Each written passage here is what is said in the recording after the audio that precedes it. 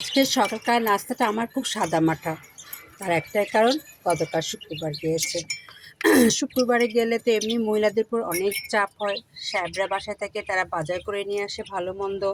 বাচ্চারা থাকে, তাদেরও সব ভালো মন্দ খাবার দিতে হয়। তারপরে থাকে জুম্মা মোবারক, সব কিছু মিলে মহিলারা থাকে খুব প্যারার মধ্যে।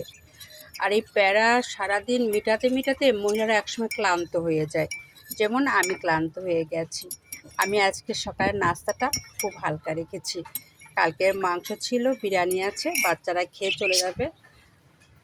আর সাহেব খেয়ে চলে গেছে। আমি যেহেতু সকালবেলা চা খেতে পছন্দ করি, এই জন্য আমার আজকে চা মুড়ি নাস্তা আমার খুবই সাদামাঠা নাস্তা আমার, কারণ আমি ক্লান্ত। শুক্রবার আমাদের অনেক প্যারা যায়, সবার চাহিদা মেটাতে মেটাতে আমরা একসময় ক্লান্ত হয়ে পড়ি।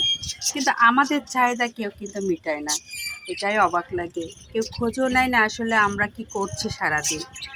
বাচ্চারা বাচ্চাদের খাবার চায়, সাহেবরা সাহেবদের প্রয়োজনীয় খাবার চায়, প্রয়োজনীয় যা দরকার সবে চায়। কিন্তু আমরা মহিলারা সকাল কী চাই সেটা কিন্তু কোনো পুরুষ দেখে না। হয়তো দেখে কোনো পুরুষ খুব কম সংখ্যায়। আর যারা মানে অলরেডি 7 দিন অফিস 6 দিন অফিস করে আসে, তাদের ওই এনার্জিও আর থাকে না মানে ওয়াইফকে হেল্প করা। যার ফলে প্রতিটা মহিলাদেরই যারা সার্ভিসম্যান, তাদের ওয়াইফদের এরকম একটু প্যারাই যায় শুক্রবার। বাচ্চারা জানে আজকে শুক্রবার, মা ভালো মন্দ রান্না করবে। সাহেব জানে আজকে শুক্রবার, ভালো মন্দ রান্না করবে। যার ফলে এই ভালো মন্দ চিন্তা করতে যেয়ে আমাদের হয়ে যায় অনেক প্যারা। যার ফলে আজকে আমার শরীরটা একেবারেই ভালো না। আর আগের মতো তার লোড নিতে পারি না, যে ইচ্ছা করলে অনেক পরিশ্রম করব। এখন বেশি পরিশ্রম করলে পরের দিন খেতে পারি না বা আর চলতে পারি না।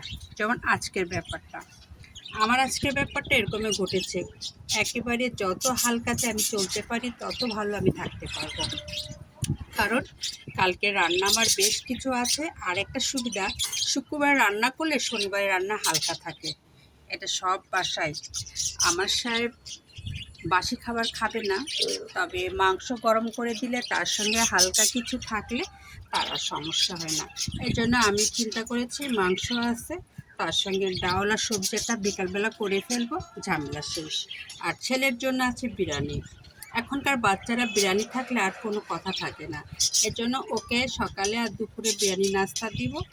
আমার একটু প্যারা কমে গেল। শনিবার মহিলাদের একটু প্যারা কম থাকে, যেসব পুরুষরা চাকরি করে শনিবারে। তবে সবাই তো আর শনিবারে ছুটিতে থাকে, চাকরি করে না। যারা সরকারি তারা আবার শনিবারেও বাসায় থাকে, তাদের তারপরেও অনেকটা লোড কমে যায়। শুক্রবারের মতো লোড আর থাকে না। যেমন আজকে আমি একটু রিল্যাক্সে আছি। আমার গাছটার কি অবস্থা দেখুন, কয়দিন ধরে আমি গাছটায় একটু আসতে পারছি না। এই ঝামেলার কারণে আমার লাউ গাছটা প্রায় শেষ পর্যায়ে।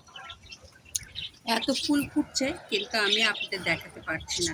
কালকে বৃহস্পতিবার ছিল, ভাবছিলাম দেখাবো, তাও কাজের চাপ ছিল। শুক্রবার ভাবছিলাম যে দেখাবো, তাও পারি নাই।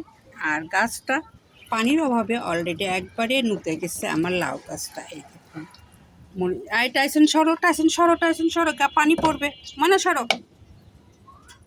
এই জন্যে আমি আপনাদের বলছি আজকে আমার নাস্তাটা অনেক সাদামাঠা নাস্তা। আর তার সঙ্গে আমার আরেকটু আজকে মেঘলা আকাশ, একটু বসে বসে রিল্যাক্সে চাটা খাবো, আমার গাছগুলোও দেখবো।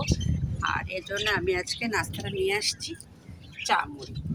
এই দেখুন, আমার একটা ফেভারিট নাস্তা, আমার সমস্যা হবে না, যেহেতু চা মুড়ি আমি অনেক পছন্দ করি। এই জন্য শনিবারে একটু রিল্যাক্সে আসছি। আর নাস্তা অনেক সাদামাঠা বানিয়েছি, চা মুড়ি, এটা শুধু আমার জন্য।